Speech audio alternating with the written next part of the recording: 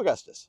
I'm traveling in the United States to listen to the people I meet and to tell them about my candidacy for President of the United States in 2028. I'm here in Providence, Rhode Island, at the State House, a majestic American Renaissance landmark carved from white Georgia marble. Atop the fourth largest self-supportive marble dome in the world stands the Independent Man. He represents the spirit of the state, freedom of thought, and the courage to stand alone.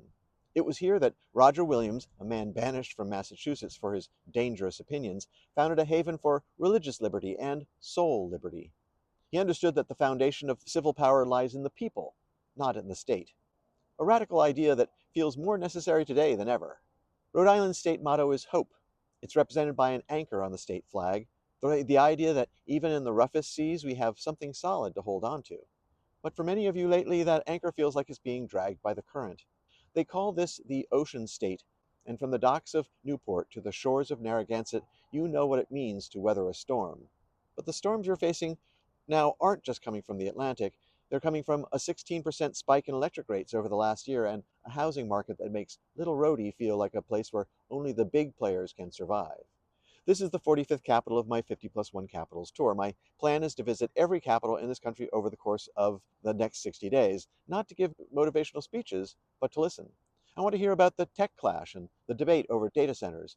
I want to hear about the struggle to keep local healthcare alive at places like the Roger Williams Medical Center, and why, in the wealthiest nation on earth, the people who provide our care are often the ones struggling to pay their own bills. My priority isn't asking you to carry more, it's making sure that we take the weight off your back.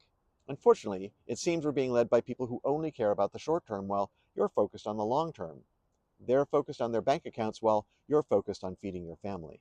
To lead in Rhode Island, you have to be honest enough to say what everyone already feels when the families who have lived in these neighborhoods for generations are being priced out of their own zip codes.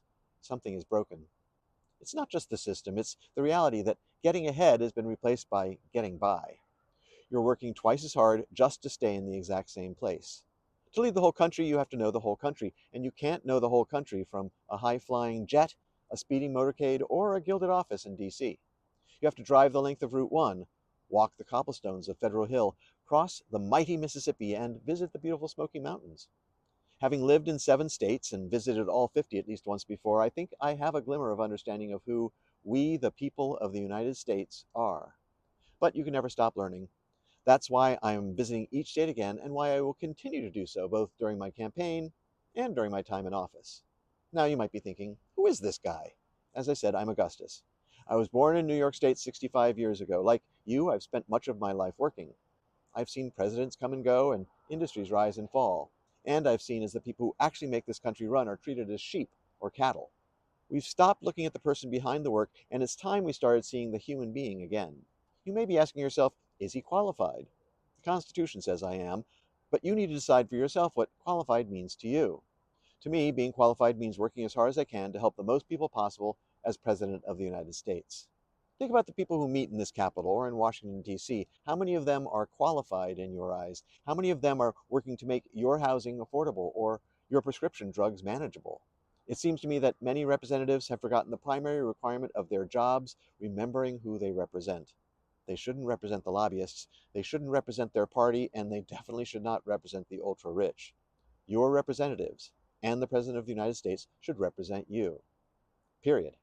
I stand for the people, not for corporations that treat employees like disposable parts, not for the rich who seem to treat the law as a suggestion, and not for the special interests who think their way is the only way.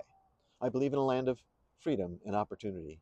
Why consider an unaffiliated, unconventional, independent candidate like me? Maybe because you're exhausted. You're sick of having to choose between generic candidate A and generic candidate B, neither of whom has had to decide between a medical bill and a grocery run. While a vote for a candidate who isn't a member of one of the 2 major parties can be scary, isn't it scarier to have to choose between bad and worse? Consider this, in a true 3-way race, a person with more than 33% of the vote can win the state. Choose to vote for someone who will actually work to make your lives better instead of more of the same from the 2 major party candidates. Vote from compassion, not fear. I'm headed to Boston, Massachusetts next. I have 5 capitals and hundreds of miles yet to go. When you see me in your state later this year, don't just take a picture. Come over and say hello. Tell me what's keeping you up at night. Tell me what you want for your children. I'm Augustus, and I'm here to listen. I'll see you in the state where you live.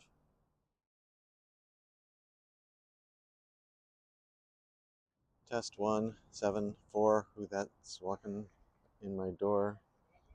Papers. Whatever. Okay. I'm doing anything to get out of the wind. So here we are. Let's try this again. To lead in oh, I forgot. I've got to start all over again. Oh, look, I've got a little halo. Okay.